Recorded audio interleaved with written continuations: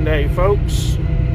We are in Kansas, heading up here to get our load. I don't know, I'm a company driver, so I'm not an owner operator. I drive a company truck, and I don't know how good this is going to do or how well it's going to be, but we're going to just try it out and see what people like. Leave comments below or let me know what y'all want to see or want to hear or want to do. I pull a reefer, and I will do my best to answer everything and show y'all everything you want to see. And there's a lot of trucking people out there do trucking and all that, but they really don't do it from the company side of things. I want to show y'all more about how it is as a company driver. Yeah, you see a lot of people as working at Prime and stuff, and I'm not knocking on them for working at Prime, but you're with a Fortune 500 company, okay? Them kind of people, and they're owner operators, really. They're lease purchase. They don't show you the inside of a company truck.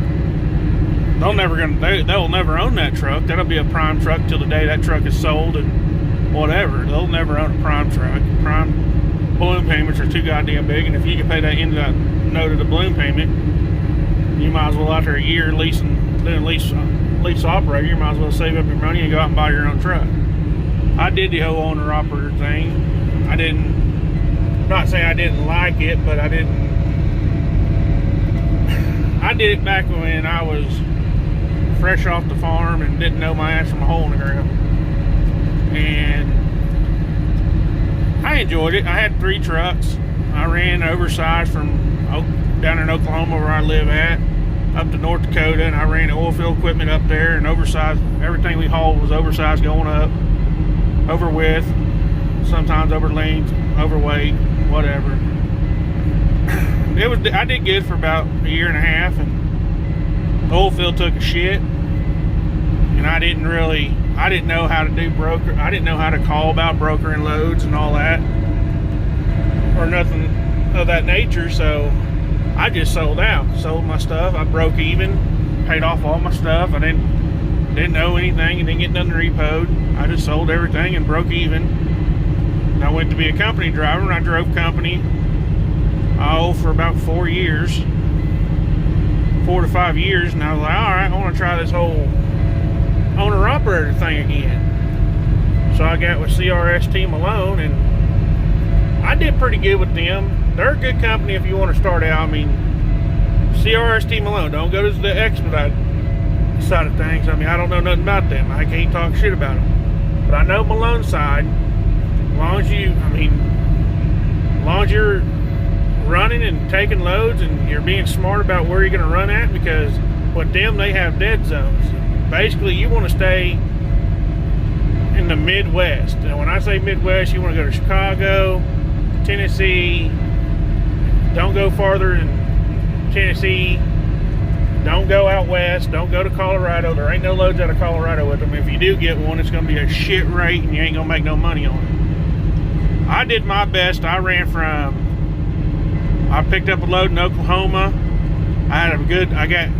It took me a while to do this, so when I say this, first starting out, I did what I just told y'all. I stayed right there close to Oklahoma, ran up to Kansas and Texas and over in Ohio and stuff like that.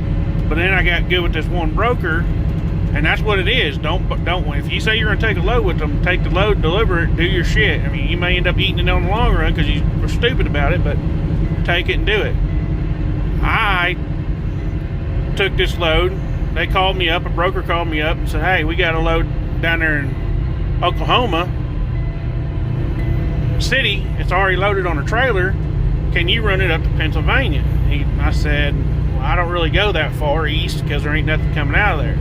He goes, well, what would you do it for? I told him my price. It was high as hell. I said, $4,000.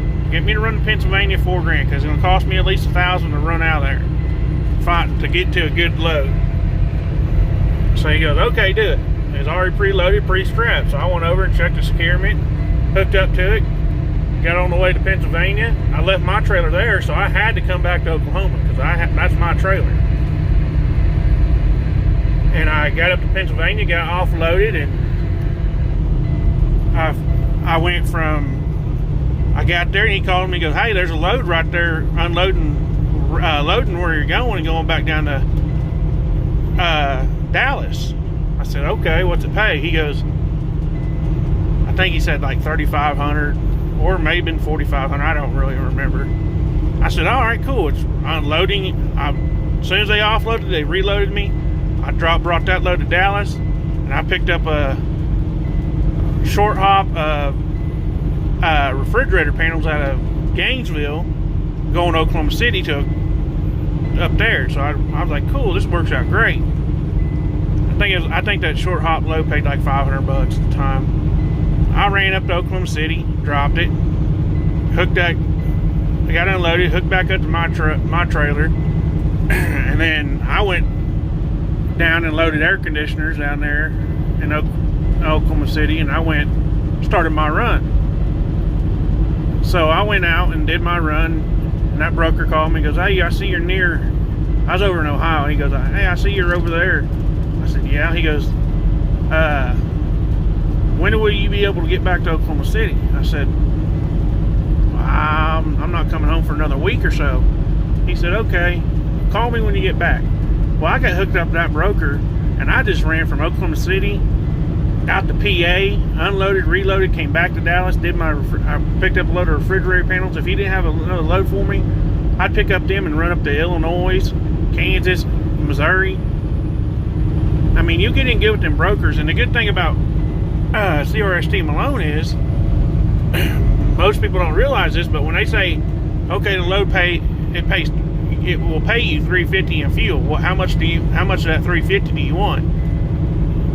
No matter what it takes, I don't care if you got enough fuel to run that load and you don't need it. I always say, give me the full amount, because that money rolls over. It stays on your card. It don't never disappear. So that way, like, if you got enough money saved up on your fuel card and you want to take a week off, you could take a week off and still have your truck payment and all that shit, all your expenses paid with just that fuel money. Or if you had a bad week and you needed some extra cash to pay bills at home, you could take it out of that fuel account. Say if you got a real good load going out to Colorado or North Dakota, paid good going there, got you $3 a mile going there, but there ain't nothing coming out of there and you knew it. Well, you can afford that deadhead because you got all that money saved up. So they're real good about that. I mean, they're a good owner-operator company to start out with. If you don't know the deal and you want to learn how to talk to brokers, you can do it over there. A lot of people make success, and whenever you see all these people talk shit about things, I'll tell you right now, their lease purchase is pretty good, because you can either go in there and get a 3-year lease, or if you ain't looking for that, you can say, no, I don't want that. You'll be pushed back on the back of the list. Or you could go in there and get a lease that's only got 6 months left on it. Their trucks, if the last driver had paid everything but 6 months, that truck starts out at 6 months. So you could possibly get a truck that only has 6 months left on it. I'm trying to get good pictures out here for y'all, and this dang YouTube won't let you flip the camera around when you start doing this. So, but yeah, I'm with the good company now. I've been here almost a year. I think August will be a year. I like this company. They take care of me, and through all this Corona crap, it's been unbelievable. The boss and everything's took care of me. So, like I said, I want to show y'all what the deal is out here on the company side of it. And like I said, if y'all want to see something or y'all want to know more information, if I don't know it, I'll do my best to do some research and get it for you. Just let me know what y'all are wanting to see, and I'll try my best to read the comments. I may not respond to them. You may have to wait till a video or something does that, but I'll try my best to respond to them and all that. But like I said, see what y'all like about this, and if y'all want to know anything or see anything, just let me know. And if y'all need a place to go or drive for, just let me know that too, and I'll get in contact with you, and we'll see what you best, if you'll fit out over here or whatever. I'm not a recruiter. I don't get paid to do this shit. I'm not trying to recruit people on here. But if I can help someone out to get them with a good company that's going to make good money and all that, then I will. I'll do my damnedest to help you out. I'm not the type of person that's going to do that. And that, I know a lot of people are going, oh, you're low on coolant or you're checking. No, this truck has a wiring issue from hell. That thing goes on and off. The check engine light goes away. They're working on it, getting it. I took it to Kenworth 3 different times and they couldn't fix it. So every time I go home, it goes to Kenworth. They get it to go off for a little bit and they change some parts. It just I think it has to do with them wires that plug into that coolant system, because that's all it is. And they got so many zip ties on it. I think it gets like a broken there or something. I don't know.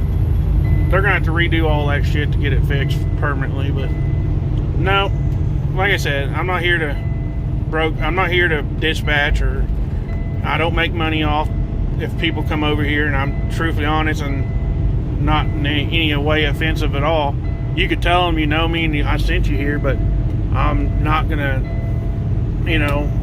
I don't do that kind of shit. I don't like, oh, come over here and work for me and let me make $1,500 per driver, $1,500 per driver. It's not me. I'm here to help people, and if I can fucking help y'all, I want to help y'all out. But yeah, just let me know what y'all want to see, and I'll get down with it.